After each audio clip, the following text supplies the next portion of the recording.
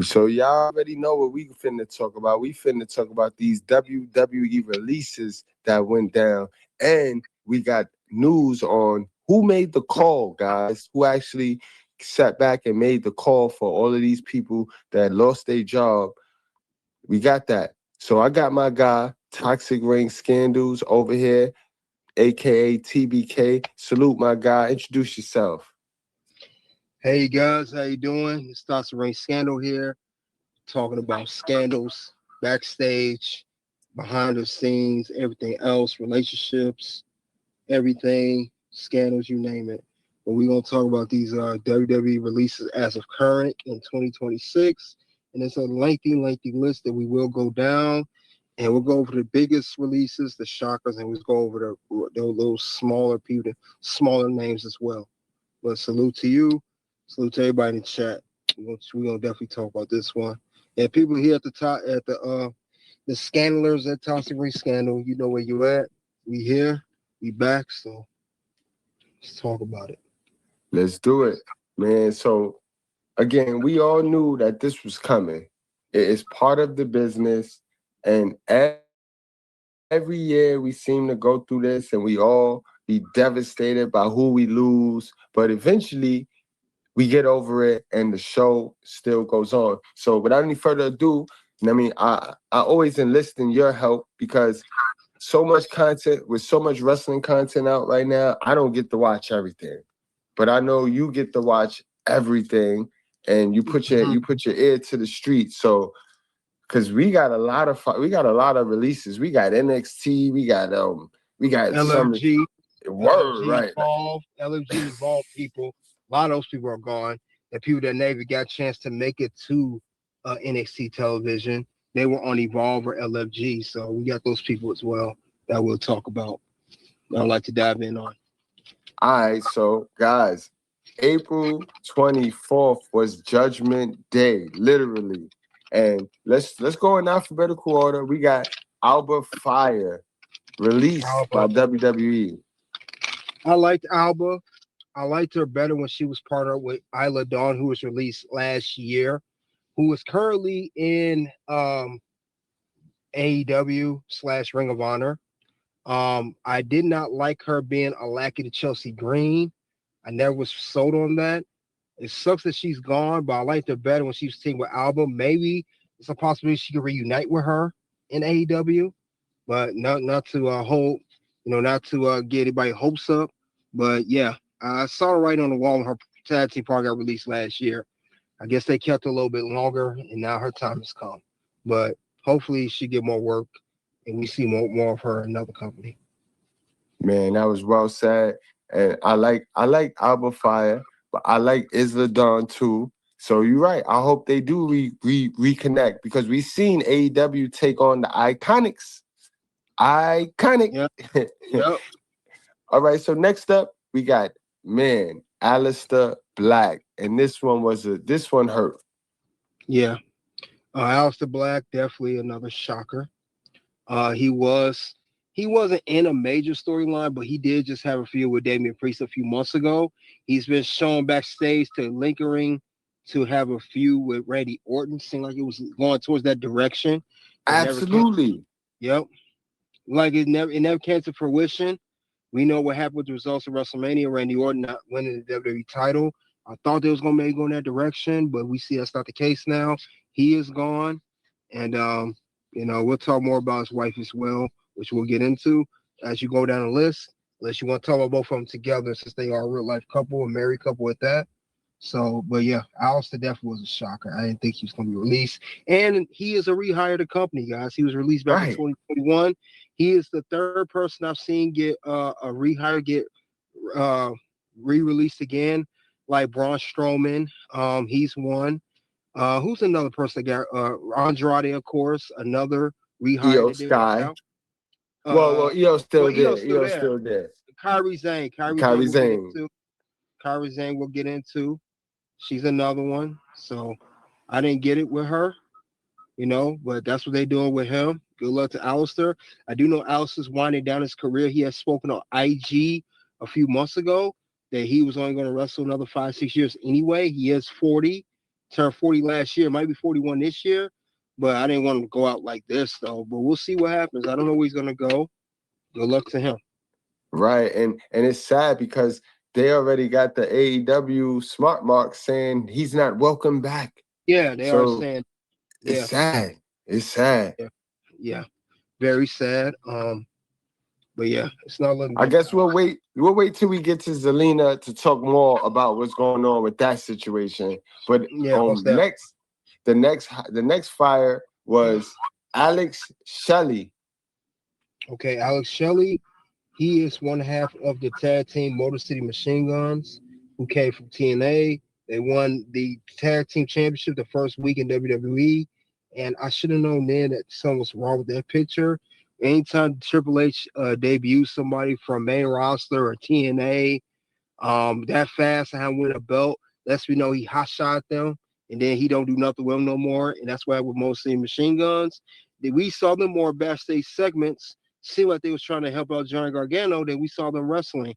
So and WWE's not big on tag team divisions no more these days. So the Rams was on the wall with them as well.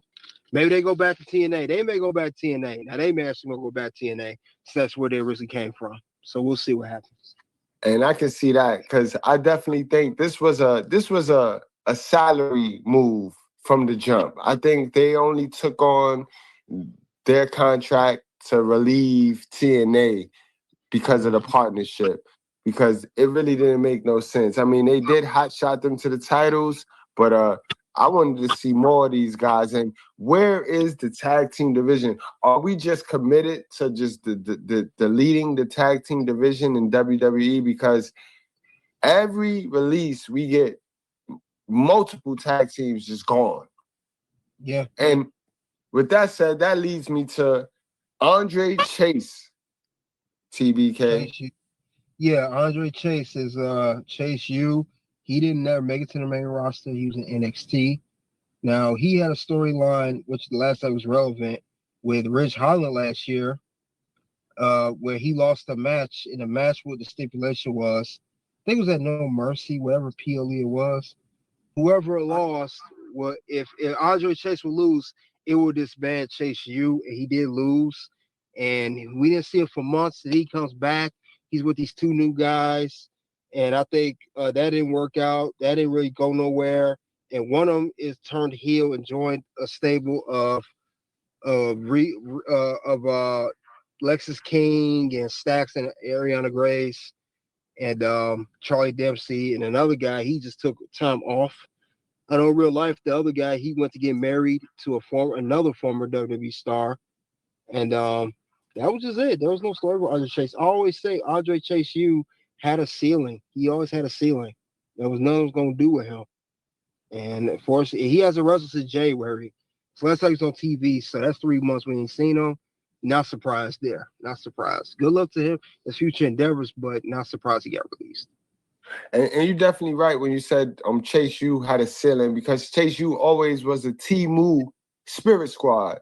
And yeah, exactly. It was same blueprint, guys. So they finally, and I mean finally, TBK, they got Apollo Crew. And that's ironic because he came in, and when he was there, Trick Williams was a little fish. Now Trick Williams is big fish, and he's gone, man. But what do you feel about Apollo Crews then finally getting where you see him ending up at? Independent circuit, maybe. I can see him in independent circuit. Possibility. Well, he don't need to go to TNA. You already got Cedric Alexander over there, unless he's the baby face to challenge out Cedric in the system. If not TNA, independent circuit, definitely. AEW, less than likely. Ain't too much more for Apollo Crews. I mean, ain't too much more he can do. He's either going fully independent, or he's going to, or he gonna go to a TNA, or maybe MLW, or maybe MLW.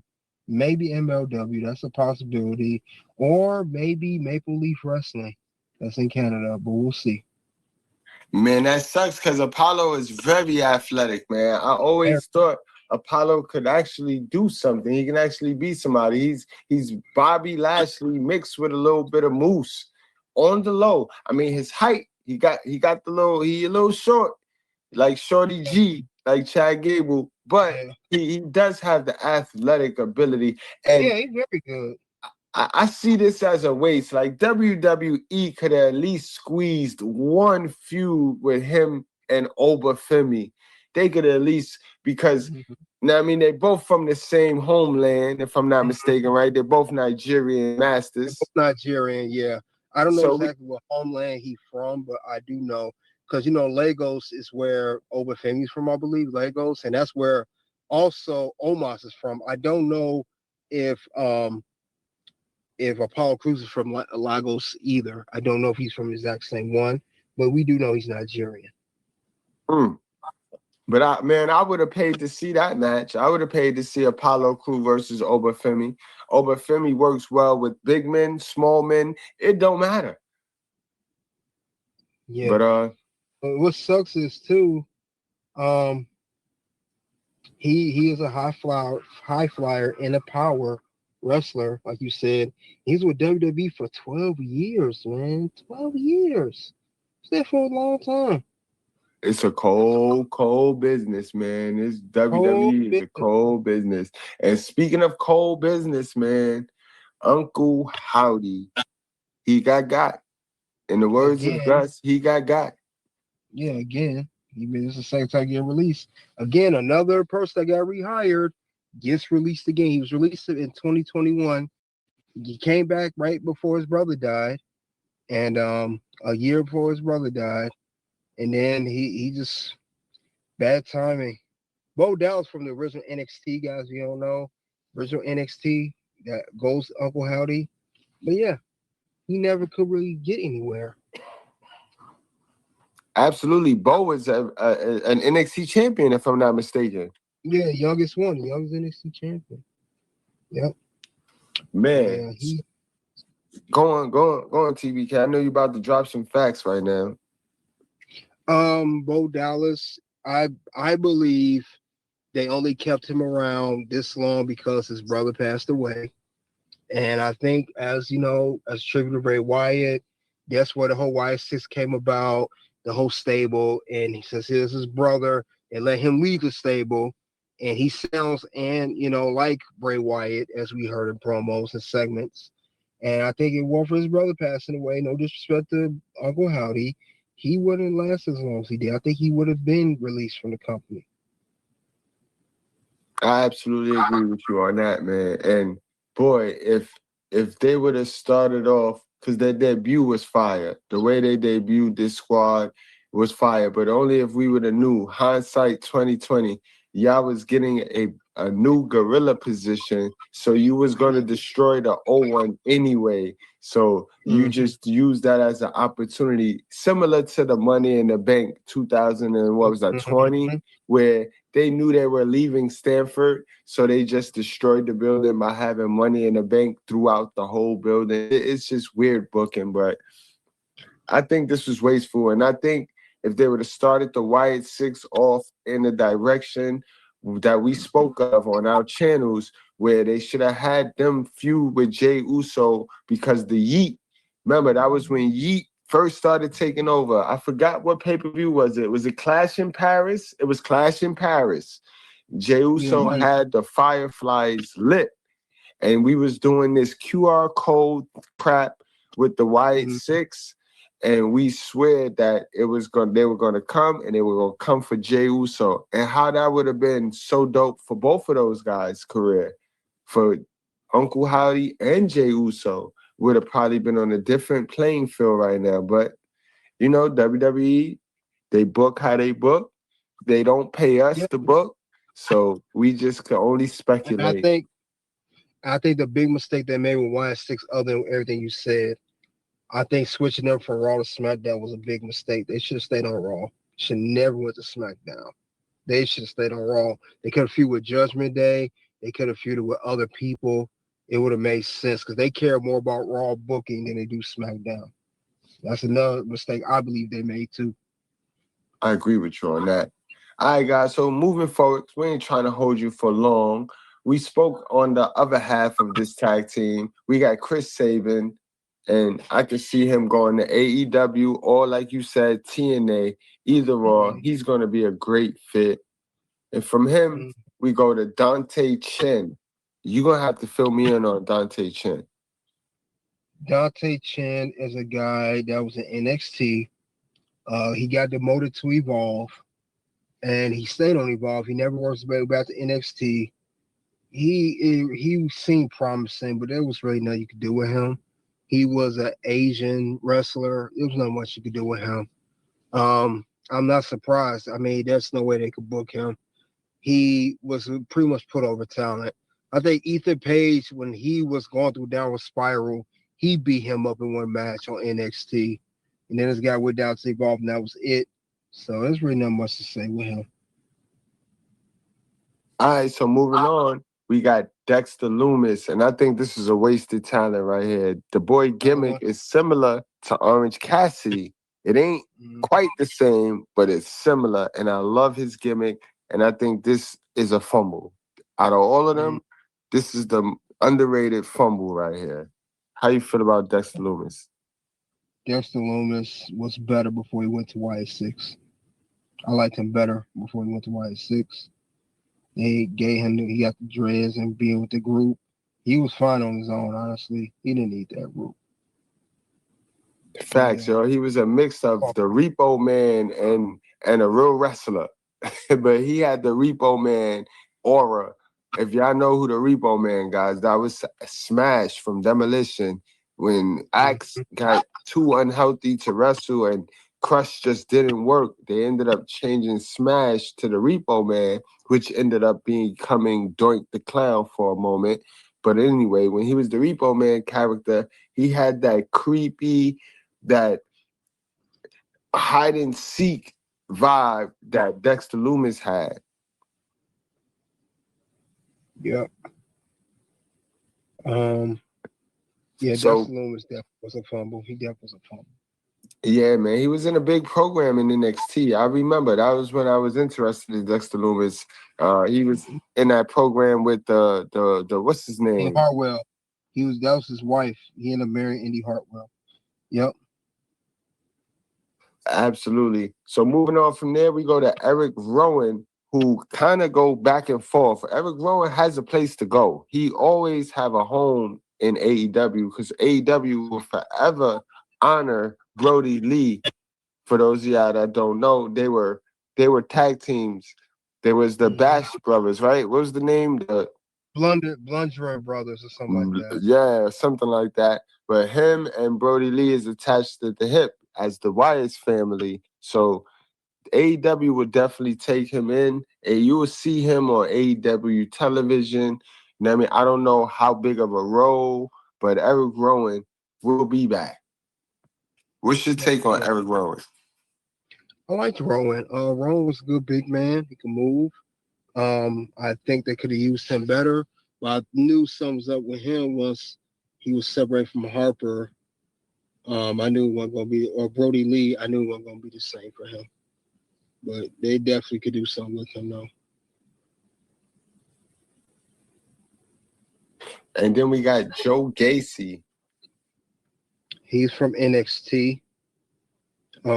He was somewhat like a Bray Wyatt.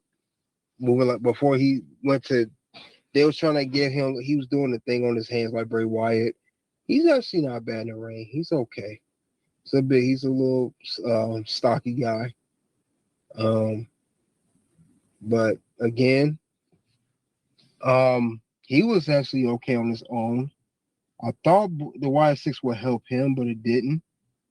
And good luck to him. The rest of the people.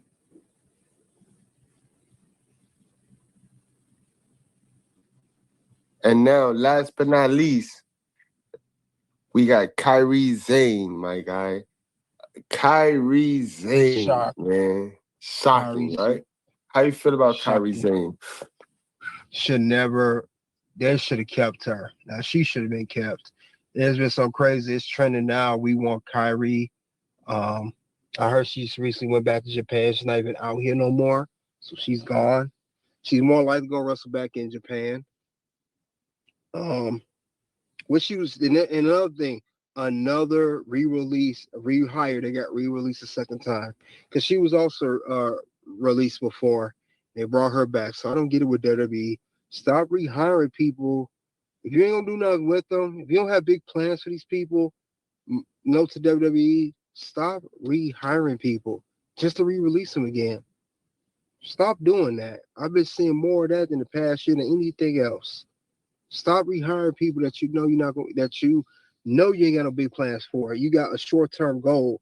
We need a long-term goal for these people, not short-term goals.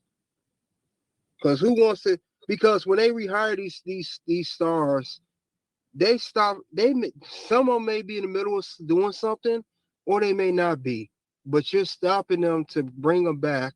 Now, granted, they have the decision whether they want to come back or not. Just saying, if they do want to come back, they agree to the terms. Don't waste their time by bringing them back for 6 months, a year, or 2 years, and then you really re-release them again. I mean, that's a waste of time. Who wants to go through that twice? Absolutely, man. And I know I said last but not least, we still got some honorable mentions, guys, Yeah, we got because some names. We got some names in there. we got Zoe Starks, guys, and Yeah. I mean, like, how can you release somebody before they fully come back from injury when they got injured trying to hold you down, trying to? Well, that's not true. Okay. She was cleared. She was cleared a while back. They just never brought her back on TV.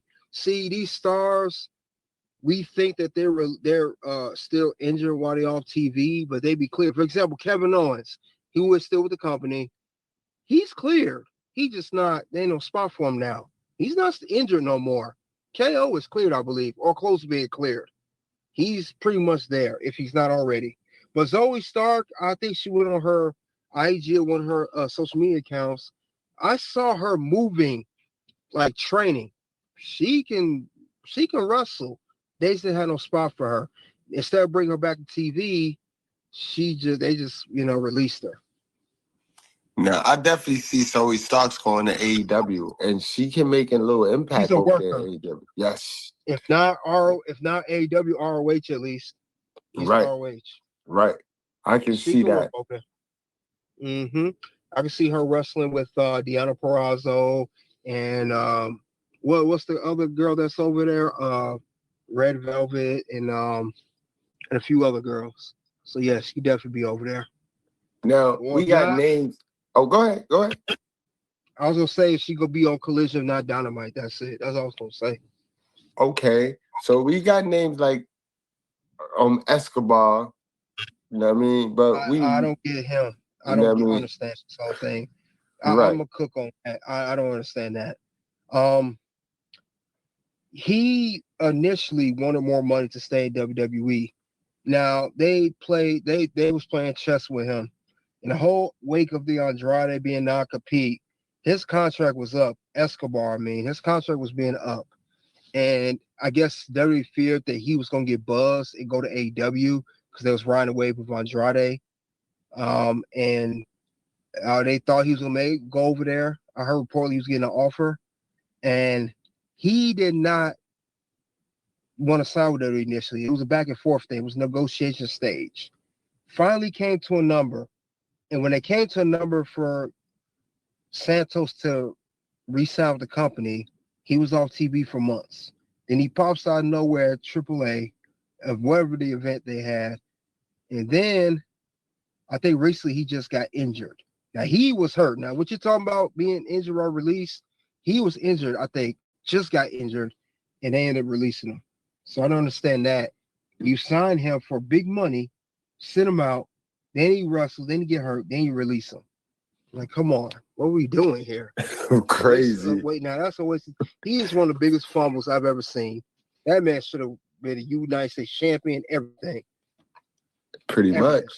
But you see that he falls into the demographic category where they already got their Latino superstars. They can only have a certain amount of Latino superstars on the roster at a time. And this is why we saw Carlito get out of there last cut, and he didn't make the cut this time. So they straight with their Latino stars, and that's how that be working. So now you're gonna have to explain to me this one, because I heard a lot of good things about this one. What? Tyra May Still. Yeah, she is the LFG season 1 winner. They had the Olympic gold medalist gimmick. She was the mentor was Undertaker. She's the first winner. For you guys who don't know, LFG Legend Future Graces show similar Tough Enough. If you win, you get a contract. In this case, you get an NXT contract. It's just with her, she went to NXT, then they demoted her to Evolve, and she never came back to NXT. And I think they kept her because it was an obligation. We can't just cut her because we offer her a deal, but it was not NXT, it was Evolve. And she's never panned out to be anything. The gimmick didn't really work. All she kept saying in her promos is, I got a medal, I got a medal. And I'm so tired of trying to rewrite this Kurt Angle thing. He's the only one that I worked with. And it just didn't work. Um, there was nothing special about her. I wanted to get behind her, but I really couldn't because the gimmick was so stale and so repetitive. Right. Um, there was nothing you could do with her. I didn't see nothing. And Rain needed some work. Don't get me wrong. I know she's an amateur wrestler, but we talking about pro wrestling style, WWE style. I say WWE style. It never worked for her. It just nothing ever worked. So, and then Damn. she posted a what not too long ago. I had a dream that I got I got called up to main roster Raw, and then I got released. I said, "Wow, that ended up happening to you for real." Just didn't get called up to Raw. So, Damn. Damn. Now, let's talk about Nikki Cross, guys. This girl right here has so much potential in NXT. The main roster never really capitalized on her. Vince McMahon put her in this Ashley. What he had her? He oh, had that her in a superhero, superhero Nikki suit. ASH, Yeah, I mean, Nikki she ASH. won. She got accolades in that Superman suit, but that was never her greatest character. Her greatest No, character was this character right here, the crazy woman, Sister Abigail. How did we blow that? How did we blow Sister Abigail, the Sister Abigail character, bro? Because that never was I don't understand Alexa. that. That's not Alexa's character. Maybe she could be That's her. Abigail's sister, but the best Sister Abigail was Nikki Cross, and it was always going to be Nikki Cross. How you feel about Nikki Cross, TBK? I think she's very underrated and got fumbled. They fumbled her, and I think more should have been done. Way more should be done with her. I mean, if not anything else, if not competing for the world title, I think she should have been at least in contention for these newer mid card championships like the Intercontinental or the United States title. She could at least be competing for those or won it, and then at least won it. At least have win that belt. So there's a big fumble for there. Big fumble there. The big fumble. Now I would say, last but not least, we got our girl Selena Vega, who I thought was the Puerto Rican ambassador for the Puerto Rico. I thought we was trying to build great relations with Puerto Rico, and to chop Selena Vega is crazy. But I do know we have what's his name? Damian Priest still on the roster, so that maybe he can take the reins from her and be the advocate for Puerto Rico. But in any I can event, see I that. was surprised I can at see that. this. But if they chop Alistair, then I guess they're His chopping wife's gonna go. couples now. Yeah, because one, as we see a pattern in WWE, when one of the two couples get released or decide not to renew a contract, the other one feels slighted and they either quit, they're more likely gonna quit, or they just not gonna stick around. So they say, you know what, we're gonna get rid of both of you. No one ain't gonna feel funny. And that's crazy, yo. I guess they do that too because they know if they get rid of one, then the other one is probably gonna act a little funny style. Because Mm-hmm. you see the way they wrote Ricochet and Samantha off TV. Samantha went running behind him in the ambulance, even Mm-hmm. though she Yep. came back. But that's kind of pretty much the last scene you saw of them two. But it's weird. But again, these is people losing their jobs, and some got jobs waiting for them, others, you know what I mean? I hope they Not they so they much. they, they have some financial literacy with them. But in any event, TBK, take us on home, man. Take us on Um, home.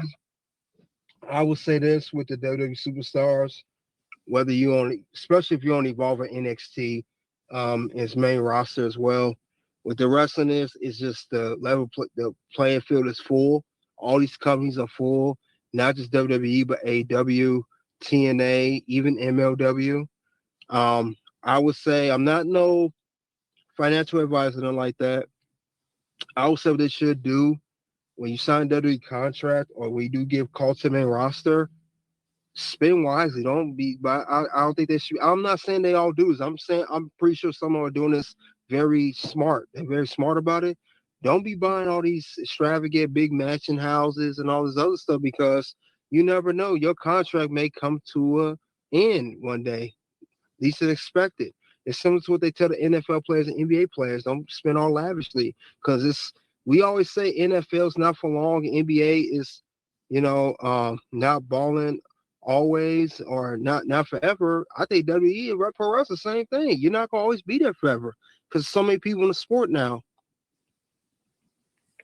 So I feel you, man. You're yeah, 100% correct, man. That was spot on right there. It's and sad, also man. yeah, and there more releases coming. This is not over. We got the spring cuts done. We're gonna have the fall cuts done later